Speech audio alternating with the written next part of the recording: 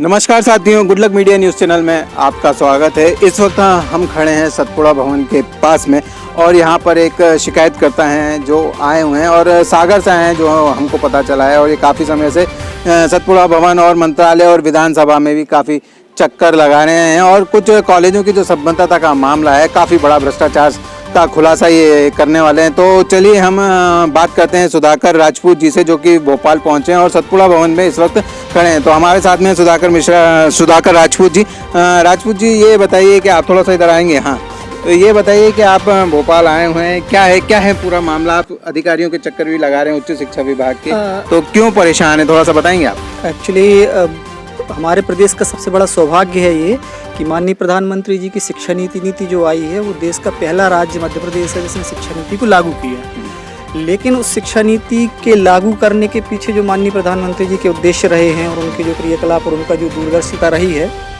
उसका प्रत्यक्ष तौर पर जिस तरीके से शोषण, दोहन और मनमर्जी से यहाँ के अधिकारी कृत्य कर रहे हैं, उनसे पिछले 2 साल से मैं यहाँ दस्तावेजों के साथ शिकायत कर रहा हूँ, दस्तावेज उपलब्ध करवा रहा हूँ, RTI लगाता हूँ, तो RTI में मुझे जवाब दिया जाता है कि संबंधित दस्तावेज हमारे पास संधारित नहीं है। फिर मैंने राजभवन में शिकायत की, राजभवन से कम 4 बार यहाँ पत्र आए हैं और यहाँ पे इन्होंने हर बार मुझे सूचना के अधिकार में लिख के दिया कि राजभवन से इनको कोई पत्र प्राप्त नहीं हुआ। तो मैंने राजभवन निवेदन किया, तो वहाँ से उन्होंने जो मेल ACS साहब को किए गए थे शासकीय तौर पे, उनकी प्रिंट आउट्स दिए, सारी चीज़ें दी। मतलब राजभवन तो वहाँ से दस्तावेज भेज रहे हैं।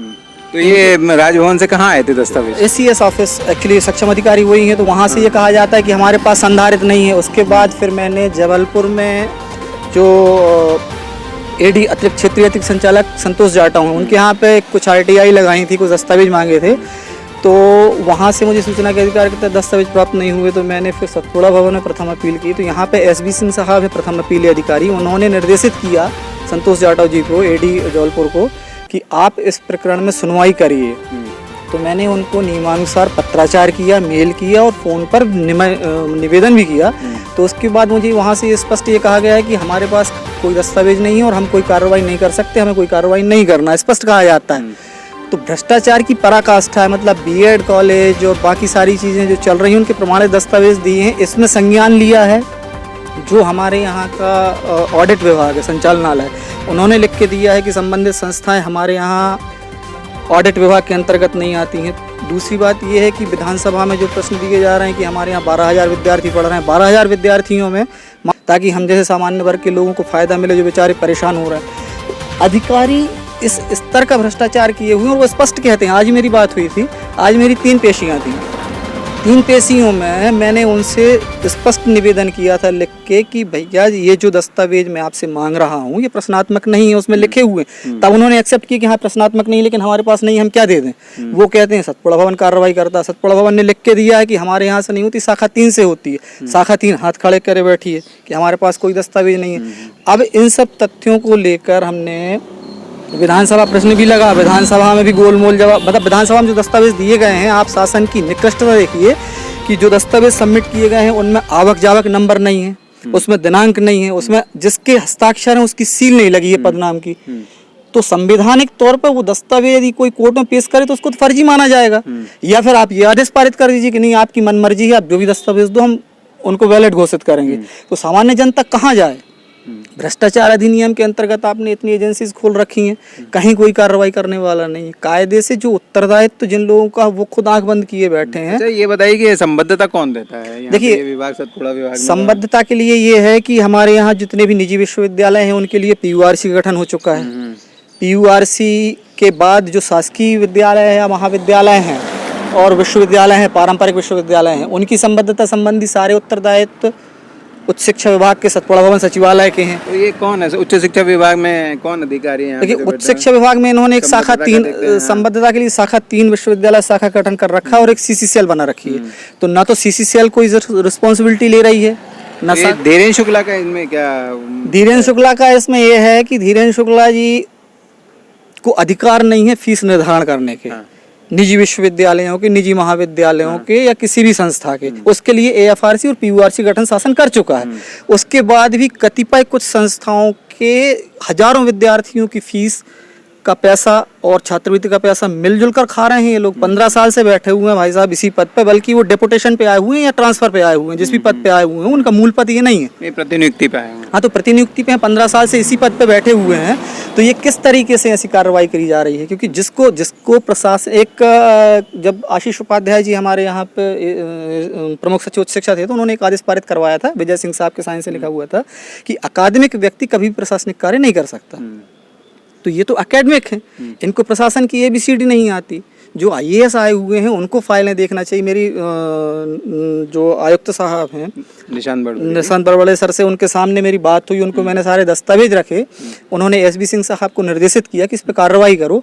और आज मैं आपको यहाँ खड़ा हूँ, आज ही मेरे पास यही सतपुड़ा भवन से फ़ोन आया कि वो आपने जो शिकायत की थी उसके संबंधित दस्तावेज हमारे पास आवक जावक में नहीं है। अब उसकी रिसीविंग मेरे पास है, सारी चीज़ें मेरे पास है, विभाग कह रहा मेरे पास नहीं है। तो मैं यही कह सकता हूँ कि भैया आपका शासन प्रशासन है, आप साइबर क्राइम से मेरी mobile location, Nishant Barwade sir की मोबाइल लोकेशन, SB सिंह साहब की लोकेशन और जो भी कर्मचारी हैं उनकी सबकी मोबाइल लोकेशन निकलवा लो कि 13/3 को सुधाकर सिंह राजपूत 11 बजे से 5 बजे तक कहाँ रहा।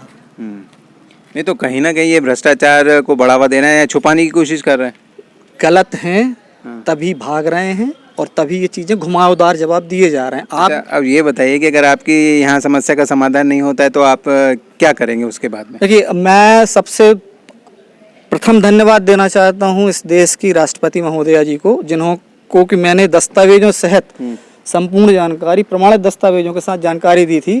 तो उन्होंने अभी रिसेंटली ही पिछले हफ्ते CS वीरा राणा मैडम जी को स्पष्ट आदेश जारी किए हैं कि इस पर सुनवाई करें और इस पर जानकारी लें और इस पर जांच करें। तो उसकी एक आध कॉपी आपके पास आई? हाँ, उसकी मेल मेरे पास आई है, सचिवालय, राष्ट्रपति सचिवालय भवन से जो मेल निकला हुआ है वो मेरे पास है। हाँ, तो उसकी कॉपी दिखाएंगे आप? हाँ बिल्कुल, आपको सारे मैं जो बोल रहा हूँ ना वो सारे दस्तावेज मेरे पास में सर्टिफाइड कापियाँ हैं। मतलब एक भी शब्द मेरा गलत कोई साबित कर दे, तुम जो कहो मैं वो हारने को तैयार हूँ।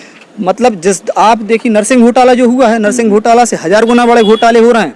दूसरी बात, इसमें सबसे बड़ा जो हमारे यहाँ का लचर व्यवस्था है वो संवैधानिक व्यवस्था है।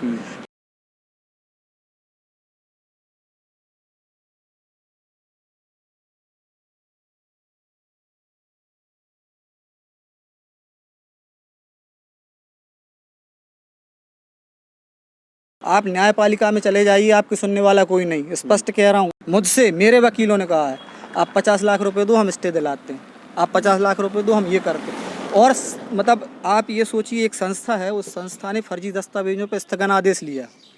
उन दस्तावेजों को प्रमाणित करते हुए मैंने शिक्षा मंत्रालय, भारत सरकार को पत्र लिखा। जब वास्तविकता थी दस्तावेजों में, तभी तो उन्होंने पत्र जारी किया कि संबंधित स्टे ऑर्डर जो 2015 से है वो फर्जी दस्तावेजों पर लिया गया है, इस पर आप तत्काल प्रभावी कराते हुए रद्द करें। 6 महीने से ज़्यादा हो गए हैं, उस पर कोई कार्रवाई नहीं हो रही। हमें लिख के ये दिया जाता है कि ये दस्तावेज हमारे पास नहीं आया। तो मतलब कुल मिला के कहा जाए कि गोलमाल की स्थिति बनी हुई है बहुत जम के। मतलब आप ये बच्चों के जो भविष्य है उनके साथ खिलवाड़ की जा रहा है, प्रत्यक्ष रूप से खिलवाड़ किया जा रहा है। और मैं आपको एक बात ये बता दूं कि जिस तरीके से नरसिंह घोटाले में हुआ है कि बच्चों का भविष्य, आप बच्चों को पता नहीं होता कौन संस्था कहाँ से मान्यता प्राप्त है, क्या वैलिड है, क्या नहीं है, क्या जिस दिन इनकी मार्कशीट्स की जांच हो गई बच्चे तो मर जाएंगे बेचारे, कहाँ जाएंगे? या तो संविधान सबके लिए समान हो तो, और नहीं है तो फिर चल रही है भर रसाई, चलती रहे, उसको रोकने वाला कोई है नहीं है। कल को हमारे बच्चे भी हैं, वो देख रहे हैं कि आप परेशान हो रहे हो, और भी बच्चे जो पढ़ने वाले कॉलेज के हैं, जो हमारे जानने वाले हैं, वो भी देख रहे हैं कि साहब दस्तावेज हमारे रास्ते चलते व्यक्ति को दिखा दो तो वो ये कहेगा कि ये फर्जी दस्तावेज, मतलब इन पे तो स्टे मिलना ही नहीं चाहिए। उन पे आपने स्टे दे दिया, शासन को ध्यान ही नहीं है। अब आप ये सोचिए, छात्रवृत्ति निकल रही है, छात्रवृत्ति फीस ले रहा है 60,000 70,000 विद्यार्थी आपके यहाँ पे स्वाध्यायी एडमिट हो गए। स्वाध्यायी एडमिट होना मतलब आप सोचो ना, दूरस्थ के हैं ना नियमित हैं, स्वाध्यायी जो कि इनको अनुमति ही नहीं है, आपने ले ली, उनकी फीस कहाँ गई? ऑडिट करने वाला कोई नहीं, हम खुद सब कुछ कर लें, आपको दे दें और बंदर बांट कर लें, बस यही हो रहा है। 60,000 विद्यार्थियों को आपने पढ़ाने की फैकल्टी, आप कह रहे हैं नियमित 12,000 विद्यार्थी पढ़ रहे हैं। 12,000 विद्यार्थी जिस विश्वविद्यालय में पढ़ रहे हो वहाँ फैकल्टी 20:1 के रेशियो से होना चाहिए, जो UGC गाइडलाइन। आधे से अधिक अधिकारी कर्मचारियों की तो जांच 2013 से संस्थित हो रखी है, उस पर स्टे, किसी को ध्यान नहीं, कुछ नहीं। आप पैसा दो, शांति से बैठो, सब होता रहेगा। और जो बेचारा कुछ कर ले तो उसके ऊपर शासन प्रशासन लद बैठता है। देखते हैं कहाँ पहुँचती है ये बातें। आप अपना परिचय एक बार और दे दीजिए। सुधाकर सिंह राजपूत, सागर से हूँ मैं। हाँ। और उच्च शिक्षा में जो भ्रष्टाचार हो रहे हैं उसके संबंधित मैंने सारे तो यह थे हमारे साथ में सुधाकर सिंह राजपूत जी, जो कि सागर से आए, जो बता रहे थे काफ़ी भ्रष्टाचार हो रखा है और जिन कॉलेजों की संबद्धता नहीं है उन कॉलेजों में भी बच्चे पढ़ रहे हैं जिनकी मार्कशीट जो है फर्जी घोषित हो जाएगी। और छात्रवृत्ति की भी जो बात इन्होंने बताई है वो भी एक गंभीर विषय है। मध्य प्रदेश के मुख्यमंत्री, जो कि पूर्व में भी उच्च शिक्षा मंत्री रह चुके हैं, मोहन यादव, को इन सब मामलों को लेकर संज्ञान लेना चाहिए। वैसे इनके द्वारा राष्ट्रपति भवन तक शिकायत की गई है और राष्ट्रपति भवन से इनको मेल पहुंच गया। अब देखना यह है कि मध्य प्रदेश के राणा मैडम हैं वो क्या कार्रवाई करते हैं और मध्य प्रदेश के जो मुख्यमंत्री हैं वो क्या कार्रवाई करते हैं। अब हम आपको अगले अंक में और भी कुछ खुलासे करेंगे, तब तक देखते रहिए good luck media news channel.